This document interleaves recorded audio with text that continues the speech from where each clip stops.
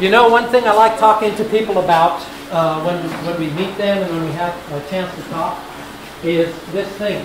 With God, there are no accidents. Amen. With God, nothing surprises God.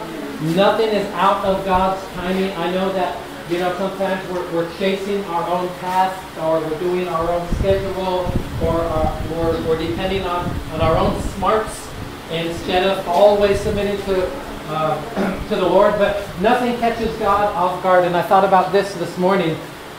God assembled this group, this body of believers, so that there would be such a thing as Truth Baptist Church. Amen. You are here because God wanted you to be part of Truth Baptist Church. You are the local body of believers. You are the members of the body. And without you, there would be no church. And it's good for the body to be complete. I love to see faithfulness in Christians because that's how God works best. God works best when you are faithful to the Lord. The people that I know here are the most faithful people that I know here. And it's good because I have thought of this example before. In the United States, we have a game. It's called football. In other countries, they have a game called football, and it's totally different from the American game called football. So we call the other game with the round ball and the goalies soccer. We have a different name for that, soccer. But football is popular in the U.S. Some start playing it when they're 5 and 6 years old. And it's really cute to look at little boys with shoulder pads and helmets running around with knee pads. And, you know, they can't even throw the ball yet, but they're teaching them to play. They're teaching them the rules. But I thought of this so many times that if you want to be an accomplished, a good football player, you need to show up and be at the assembled time, which is called football practice. You have to do the drills. You have to learn the skills. You have to listen to the coach. You have to learn the rules of the game, but you have to show up, because if you don't show up, you're missing out. You won't be the football player that you could be, that you should be. And 1,000 or 10,000 times more important than being a good football player is for us to become what the Lord wants us to be, the person that Christ created us to be. And a very important part of that is to assemble at the local church when it's time to do that. So thank you for being here. And you're here because God meant for you to be a part of this ministry and a part of this church. And that's an exciting thing to think how God works like that. So we will be in 2 Chronicles 15. But by way of introduction, I'm going to read a verse out of Psalm 34, verse 8. In Psalm, tell you what, let's have an opportunity for you to stand and read with me the Word of God. So find Psalm 34, 8. And then we'll go from there. Psalm chapter 34, and you can stand. We can all stand together. Psalm 34 and verse 8. We'll read this verse, and then we'll have a word of prayer, and then you can be seated. Psalm 34, 8. The Bible says, you want to read it with me? Let's read it together. Ready? Oh, taste and see that the Lord is good. Blessed is the man that trusteth in Him. Psalm 34, 8. It's a short verse. Let's read it again. All right? Ready? Oh, taste and see that the Lord is good. Blessed is the man that trusteth in Him. Let's pray. Heavenly Father, you knew who would be here today. You know what message you would put on my heart. We thank you for the Word of God. Thank you that it's eternally true, that it is God-breathed, and we can trust it. We can glean from it. We can learn from it. We can become more like Jesus Christ, more like refined gold. Help us, Lord, to start to prepare our hearts already for the Lord's Supper tonight. Help us to love you with all our hearts. And pray that you'll speak to us at this preaching time. Father, help me to say the right words and for you to lead me. And we give you the glory and the praise for what you're doing in Jesus' name. Amen. You can please be seated. It's interesting when we use certain expressions that we find in the Bible. And this is one of those times. Oh, taste and see that the Lord is good. You know, the goodness of God isn't just external to us. The goodness of God should also be like felt within, like on the inside. Sometimes Mom Joni, if you show her a baby, she will, two things. Number one, she will want to find the baby, and then, you know, little babies, they're more pudgy. They're chubby babies, right? Most of the time. Mom Joni will go to the baby, and she will find this part of the baby, and she will squeeze. Because there's something about that soft and chubby and sweet and pure skin of a baby that she just loves. It's irresistible. But then, the other thing that she'll say sometimes is just, oh, this baby is so sweet. Oh, this baby is so sweet. I could eat him up with a spoon. And I don't know how that translates in other languages. But she's not going to take a spoon and barbecue the baby or eat the baby. But it just means it's like, oh, I just love the baby so much. I just want the baby, and I just, you know, like that. I heard in other countries, in the U.S., they make baby food. You know, they'll take apples and make it very soft, or pears or peaches, sometimes chicken and rice, and make it very soft for a baby. And the company best known in the U.S. is Gerber's. And they're international now, but Gerber's always has a picture of the baby face on there. And you know, oh, that's Gerber's. The food is for babies. But they went to another country and they made baby food. And they put it all on the shelves. And they made a big mistake.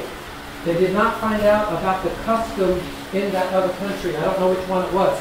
But the custom was, whatever food is inside the jar, you put the picture on the label. So if it's applesauce, you put a picture of apple. And if it's chicken, you put a picture of chicken. But they saw these containers with a picture of a baby's face. And they said, oh no, what are they doing? They didn't put a baby in the jar. No, they didn't. It's the food is for babies. But to taste something, don't you love it when you get a craving? Sometimes it's so amazing. Sometimes Brother Bolton will have an idea like, oh, an iced vanilla mocha. Whoa, that would be good today. You know, when we come to the Philippines, you have more variety in your drinks than in the U.S. You have all the bubble teas. It's hard to find bubble tea still in the U.S. But I like an iced coffee with the little coffee gelatin inside. And you get a big fat straw so you can drink up the gelatin. And it's very hard to find, very unusual still in the U.S. But sometimes I'll get an idea. The other day, Ma'am Joni had an idea too. I can't remember which one it was. But you start to think about it, and then you start to crave it. You think, oh, would that taste so good? Oh, would that satisfy my hunger? Oh, would my mouth and my taste buds just smile? Or they, woohoo, we get tacos tonight. Or, yes, we're having chili. Or, pepperoni pizza would just be perfect, right? And you think about it, and you desire it. And then once you taste it, like, oh, it's perfect. It's perfect. Just what I wanted. We will finish early so we can have lunch. Psalm 34:8. Oh, taste and see that the Lord is good. I believe David craved the goodness of the Lord in his heart and in his life so much. He desired it. He wanted it. He wanted more of it. Nothing else would substitute for the goodness of the Lord. Blessed is the man that trusteth in him. You know, when we trust God, we cannot be in a better position. We cannot be in a better place than when we trust God. When we have our faith in God. When we have confidence in God. It gives you a peace that many people cannot understand. I had such a peace in my own life, in my own testimony, when I was so sick. But when your body is physically sick and you have time to pray, and if you're laying in a bed of infirmity, in a sick bed at home, or you're in the hospital, and they lay you on your back, and they put you a tube here and a hose, and they give you an IV in different places, and you're on the bed and you're looking at God, right? You're looking up to heaven. And if your confidence is in God, even though the flesh is weak, the spirit can be so strong. Because you are not just a body that has to follow every physical craving, but you're also a spirit, an eternal spirit that's been regenerated. And think about the sweet time of prayer you can have with God when everything else is pushed aside. And that happens sometimes when you're laid up in infirmity. But to taste something, to desire and crave it or want it before you taste it, how much do we desire to please the Lord? How about we all get a good taste of pleasing God this week? How about we get a good taste of serving God this week? Do you remember when you were small and your parents would need you to do something? Maybe mom, maybe dad. I had a mom and dad, but I only had a dad for about 5 years or 6 years. And then they were divorced. But there's something about a dad's love and approval. There's something about a hug from daddy. And I don't know if some of you lost your dads or don't know your dads or he was not a good daddy. And if that's the case, your Heavenly Father is a perfect daddy. Amen. You still have a daddy and it's God the Father. But I remember my dad's voice. And when my dad was happy for me and when my dad was proud of me, it made me feel, so good and so complete. What if we desired that need to please our Heavenly Father? After we taste something, we become satisfied and contented. And this verse also says, see that the Lord is good. When we experience God's blessings and goodness in our lives, we not only see it, but we know it. Don't you love it when you have a story to tell someone? I asked God for something and God met my need. I thought I would do something for God or that He would do it for me, and I thought it would be at this time, but it wasn't, and I was a little disappointed, but I kept trusting God. I kept praying to God, and God gave me what I needed at the right time. And by the way, God's timing is best. Amen. God's timing is always best. When you see something and experience it, there's no substitute. You know it. Do you see that the Lord is good in your life? Amen. Taste and see that the Lord is good. Blessed is the man that trusteth in Him. What about trust? What is required for us to trust in the Lord? It's something we've already mentioned. It is faith. It is faith. By faith we trust and put our confidence in Him and His promises. When we exercise faith, we increase our trust. When we trust in Him, He blesses us. That's God's way. That's God's pattern. We are blessed by Him. Amen. And when your life is blessed, not only are you blessed, but also your spouse is blessed. Also, your family is blessed. Even those around you are blessed. We talked about Joseph last week. And everyone around Joseph was blessed. Why? Because he was right with God. And because he was blessed everywhere he went. You're blessed by the overflow and abundance of blessings in your life. How wonderful. So, our message today is a little bit of an unlikely place to find a wonderful example of God's goodness and God's grace, where people experience the Lord's blessings when they trusted in Him. 2 Chronicles chapter 15. 2 Chronicles 15. It's in the Old Testament. Near the front You have 1st and 2nd Samuel, 1st and 2nd Kings, and then 1st and 2nd Chronicles. So we're going to read this chapter. You can follow in your Bible, 2nd Chronicles 15. I will read verses 1 through 19, and then we will preach on those verses. 2nd Chronicles 15. You can follow along in your Bible. This is God's message to Asa. Asa the king. Today's message is this: Asa the king. Chapter 15. And the Spirit of God came upon Azariah the son of Oded, and he went out to meet Asa, and said unto him, Hear ye me, Asa, and all Judah and Benjamin, the Lord is with you, while ye be with him. And if ye seek him, he will be found of you. But if ye forsake him, he will forsake you. Now a long season Israel hath been without the true God, and without a teaching priest, and without law. But when they in their trouble did turn unto the Lord God of Israel, and sought him, he was found of them. And in those times there was no peace to him that went out, nor to him that came in. But great vexations were upon all the inhabitants of the countries. And nation was destroyed of nation, and city of city, and for God did vex them with all adversity. Be ye strong, therefore, and let not your hands be weak, for your work shall be rewarded.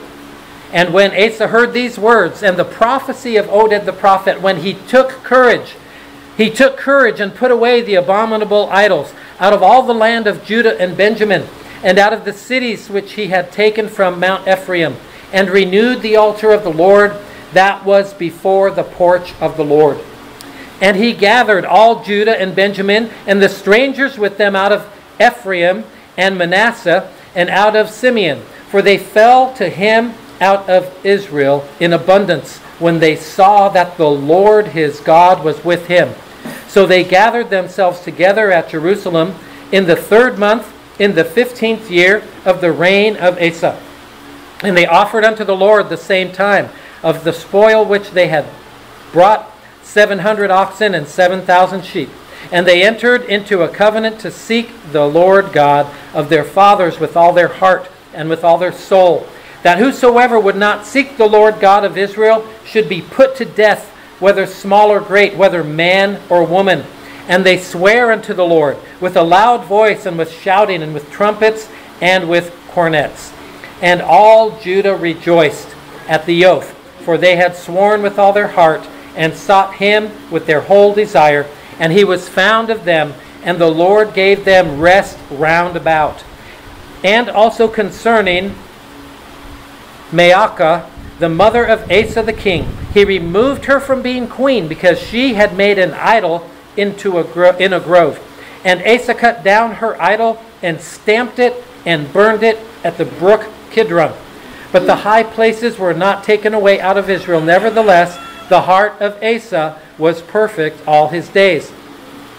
And he brought into the house of God the things that his father had dedicated, and that he himself had dedicated, silver and gold and vessels. And there was no more war unto the 35th year of the reign of Asa. Amen. So, in summation, Asa was the king of Judah, and he had a heart to follow God. He's approached by God's messenger, who is Azariah. He's the son of the prophet Oded. In verse 1, we're told that the Spirit of God came upon his messenger. So the Word of God went to a messenger, and that messenger took the Word of God to the king. We must be careful nowadays that the preaching and teaching we receive is from a man who is led by the Spirit of God. That is so important. I don't know how popular TV preachers are here in the Philippines, but in the U.S. there are many television preachers. Many people are easily swayed by somebody with a very superior vocabulary or with many college degrees. But is that person Spirit-led?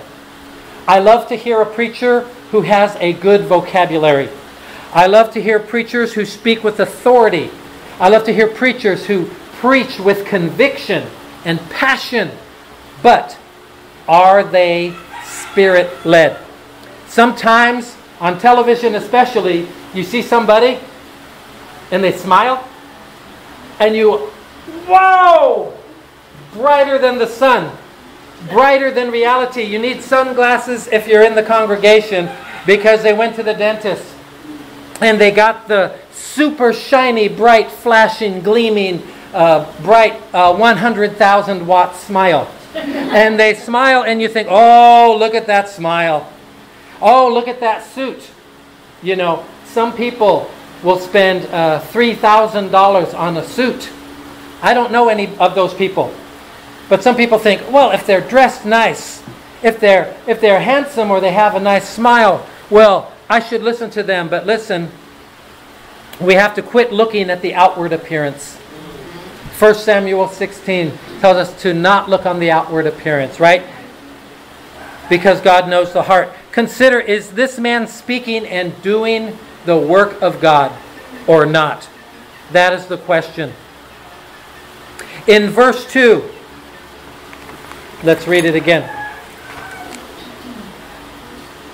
He went out to meet Asa and said unto him, Hear ye me, Asa, and all Judah and Benjamin. The Lord is with you, while ye be with him. And if ye seek him, he will be found of you. But if ye forsake him, he will forsake you.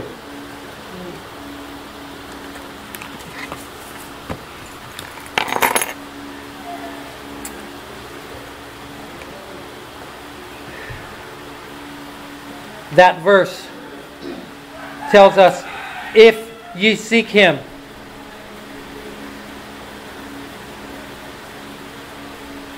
he will be found of you. But if ye forsake him, he will forsake you. That is an important verse for us to remember today. As believers, we should never stop seeking God. Never stop seeking God's face, God's will, God's person. Always be seeking. And I like how the Bible tells us, if you seek him, he will be found. God has always been very fair and very just, that for those who will seek him, he reveals himself to those people. God is never ever hiding. He will be found by those who truly seek him. And he desires us not only to seek him, but also to obey and to serve him. Peter said in Acts chapter 5 and verse 29, we ought to obey God rather than man. So let's seek God, and let's also be committed to obey God when we know what he would have us to do. In Jeremiah 33, we're reminded, the Lord said, call unto me, and I will answer thee. Seek him. That's what the king had to do. Seek God, and God would be found. Let me read to you verse 3. Now for a long season Israel hath been without the true God, and without a teaching priest, and without law. Can you imagine a time frame where God has no impact on your life? Can you imagine the vacuum? Can you imagine a town? Can you imagine a country where God is not considered? God is not communicating. God is not working. God is not influencing. What a terrible time. How quickly things will crumble. How terrible things will turn out if God is not involved. Verse 4, we read this.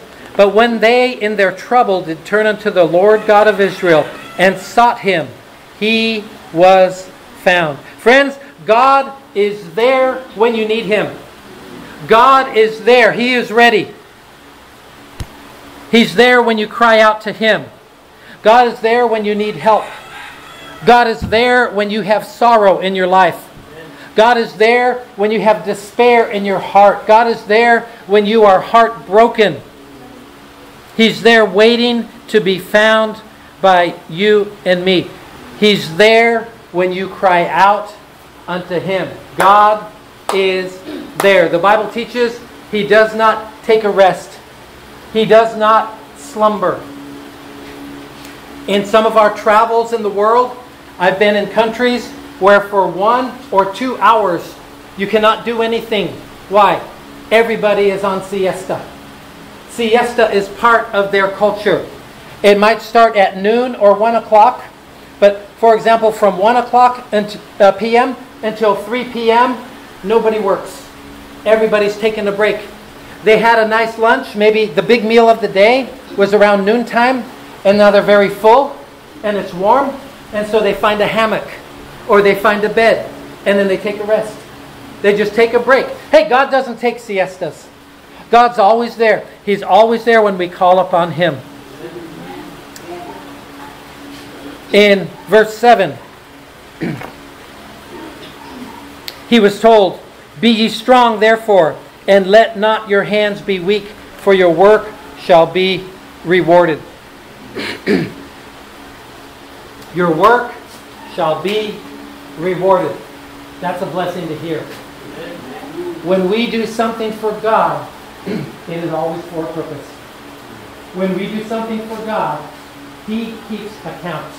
He keeps track of what you did and what it meant and how it helped. So many things that need to be done are not done for recognition. It is not done for honor. It is not done for accommodation. You don't get a ribbon for showing up to work. You don't get a medal for doing your duty. But listen, it's something God keeps track of. Every time you pray for somebody, God knows it. Every time you try to help someone else in the church, maybe someone is sick and you bring them a soup, God knows it. Your work shall be rewarded.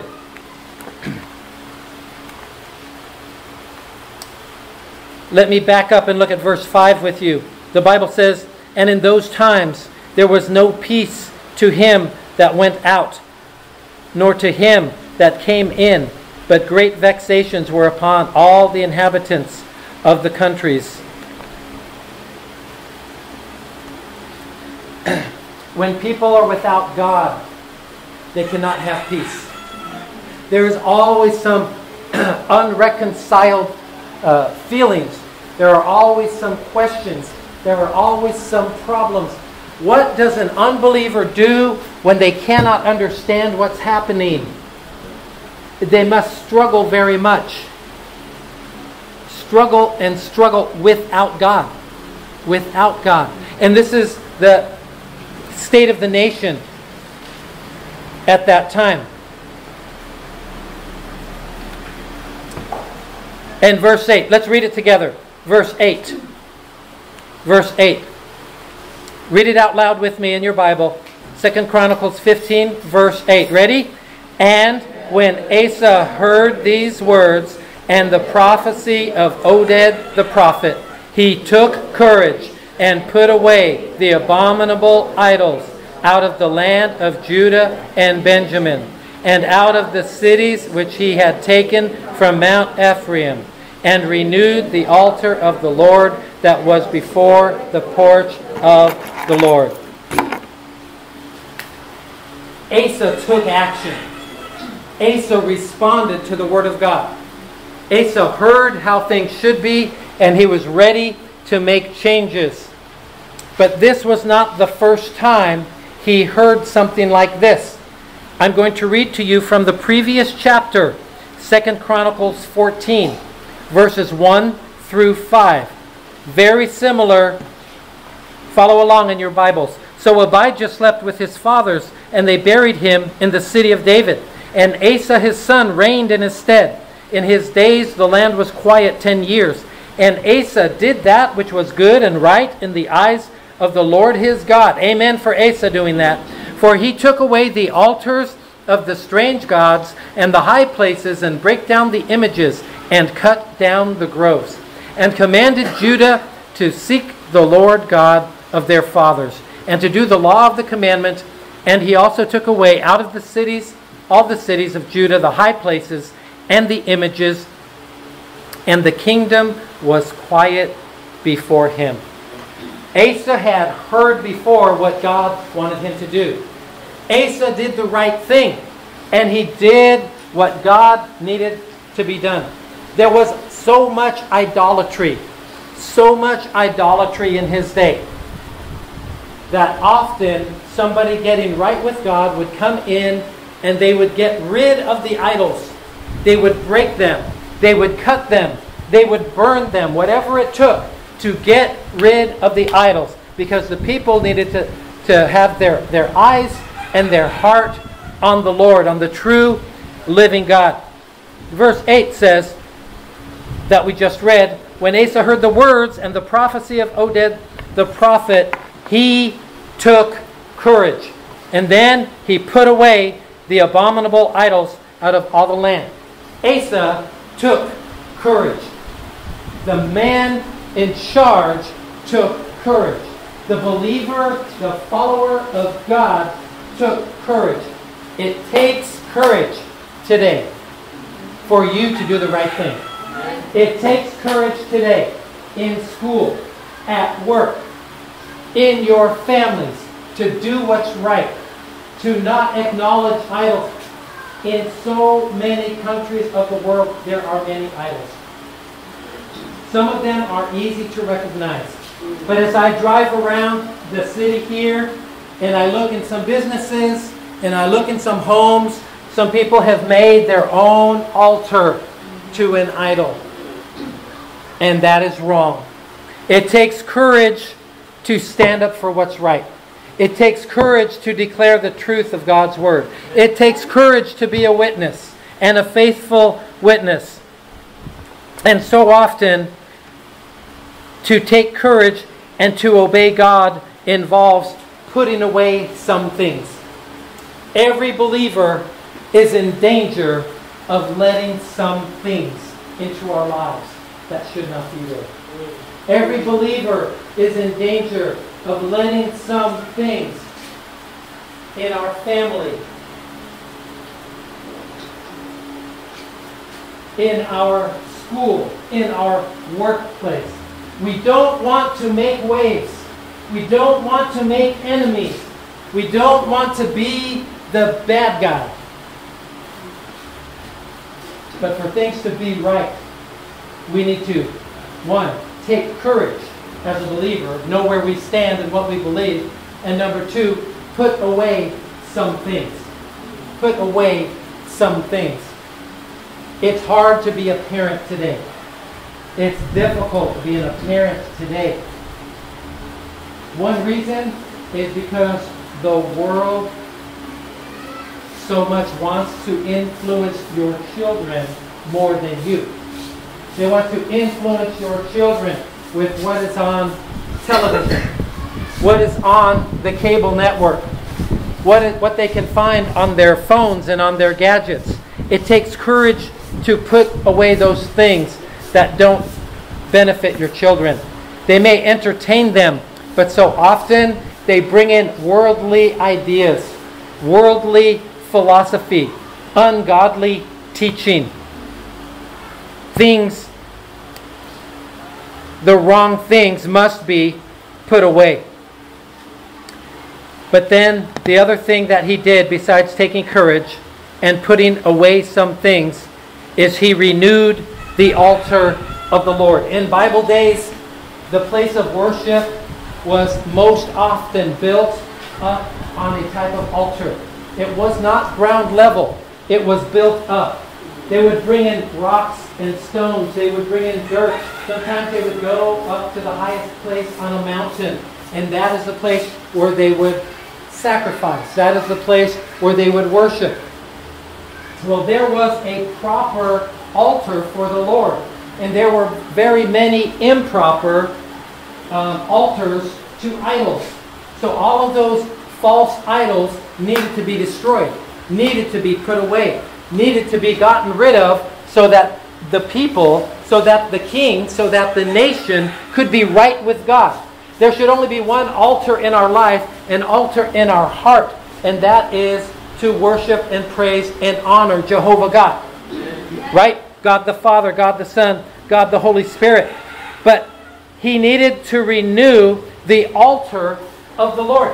Asa had learned, the people had learned at one time, it's important to have a place of worship. It's important to come somewhere and pray. It's important to come and offer sacrifice to God, but not to anyone else, not to any false god.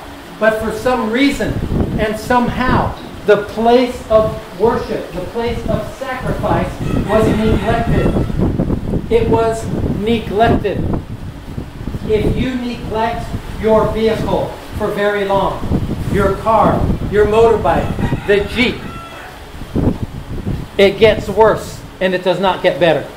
If you neglect the altar of God, if you neglect the house of God, a place like this, which is new, a place like this, which looks very good, a place like this, which is beautiful, can in a short time, if it's neglected, it can look very bad. It can look like nobody cares. It can look forgotten. It can look like it was not treated properly.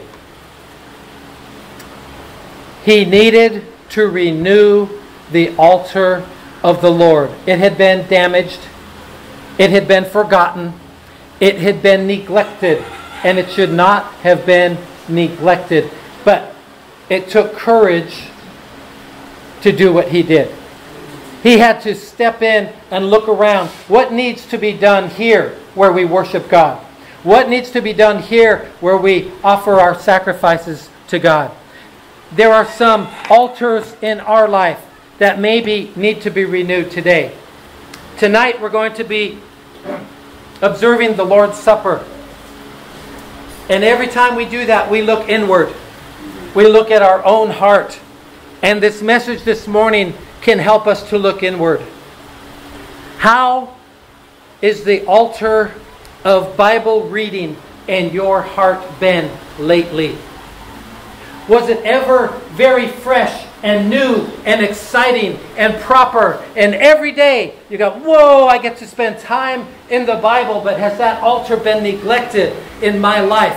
Has that altar of Bible reading been neglected in your life? If it has been, let's do this. Let's renew it today. Let's renew the altar of Bible reading. It might take courage. We might have to put away something else. Brother, I'll tell you what. The devil is so tricky. We can get distracted fast.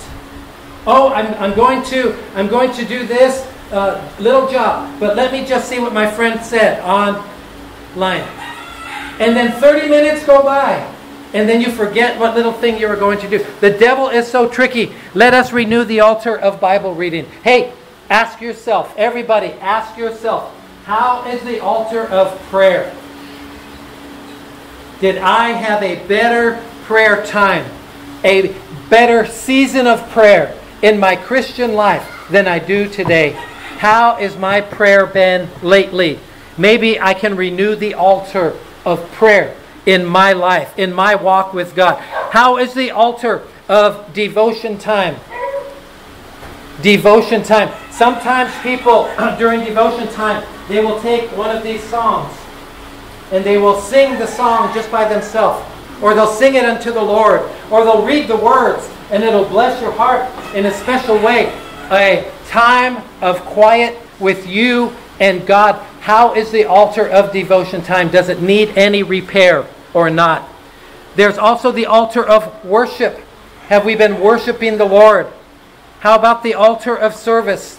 Did you used to do something for God? Did you used to be willing to do more for the Lord, but now you're a little tired? Now you're a little comfortable? Now you don't seek to do anything for God at all? How about the altar of giving? Of giving.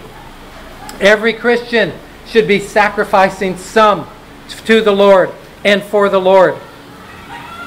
In verse 9, 2 Chronicles 15, we read it already, but the Bible says, "And he gathered all Judah, Benjamin, and the strangers with them out of Ephraim and Manasseh, and out of Simeon, for they fell to him out of Israel in abundance, when they saw that the Lord his God was with him." They fell out to him out of Israel in abundance when they saw that the Lord God was with him. When the king got right with God, when the king repaired the altar that had been neglected, everybody noticed. All the people around noticed. Strangers from other countries noticed.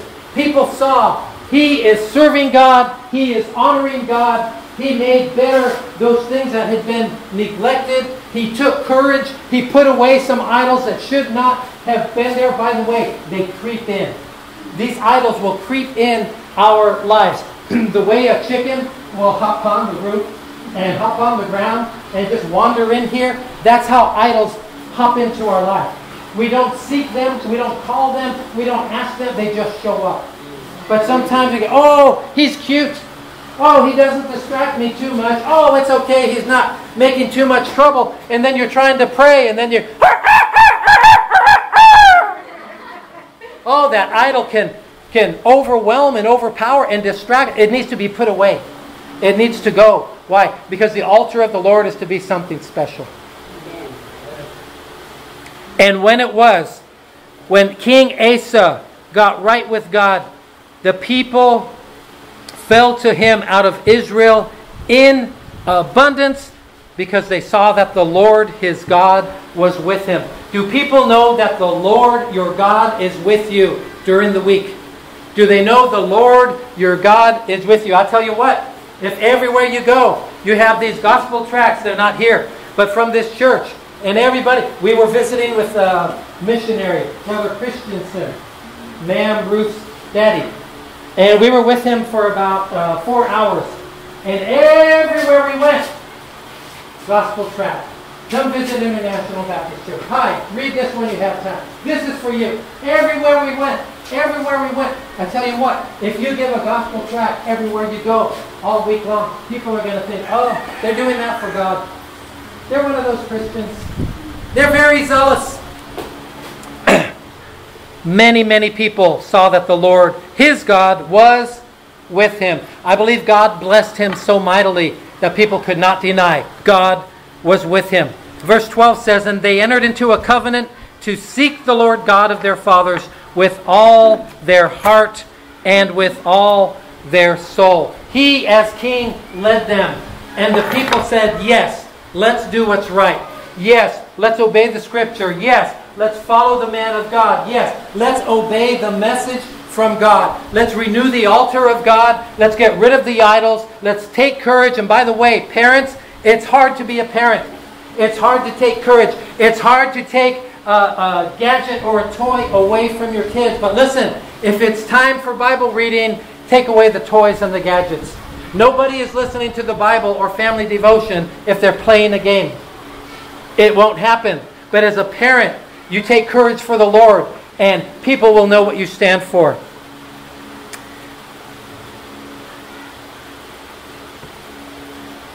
Everybody, with all their heart, the Bible says, and with all their soul, was willing to follow the king, because he was following God, because he renewed the altar of God. Verse 15, and all Judah rejoiced at the oath, for they had sworn with all their heart and sought him with their whole desire, and he was found of them. The whole nation found God. Everybody found God. Everybody was encouraged.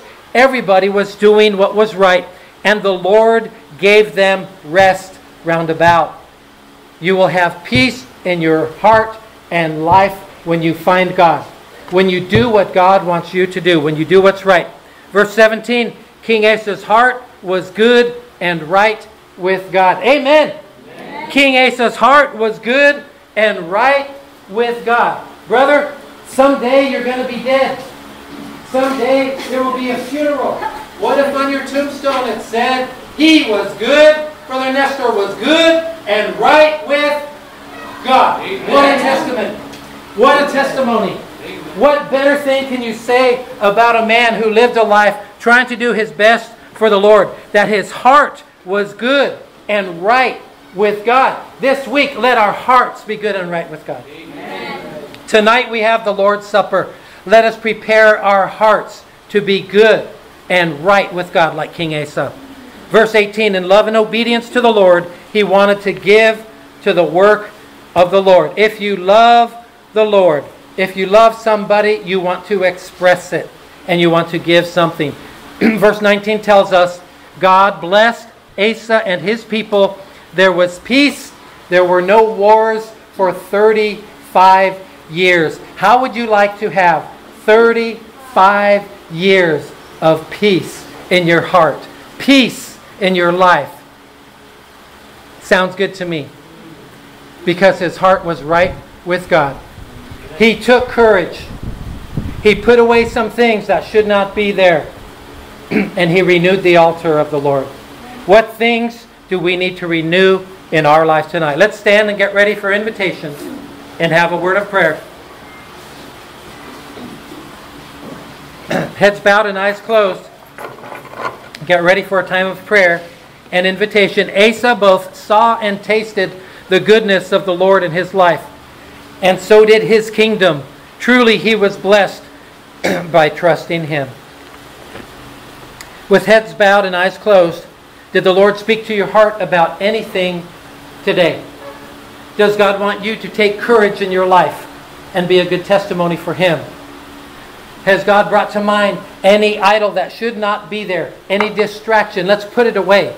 Let's break it and stamp it out like King Asa did. And then third, have you been faithful to the altar of the Lord? Have you been in church like you should? In your Bible like you should? Praying, being a testimony to others, being a witness.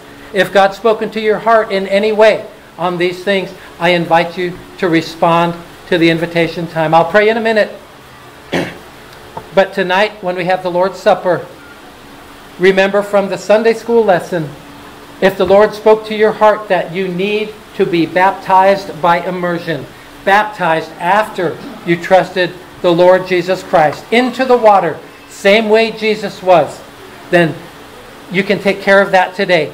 Come to the altar, tell God you want to be biblically and properly baptized. We will talk to you and we will set it up. We will make it happen as soon as possible so you can take the Lord's Supper with a good heart. Nothing between you and your Savior. Heavenly Father, I pray that we'll respond to the message. Thank you for the great example Asa was as he did these things that took courage and as he renewed the altar of the Lord. I pray you'll give us a humble heart and spirit. Help us to love you more and want to serve you with all our might. In Jesus' name.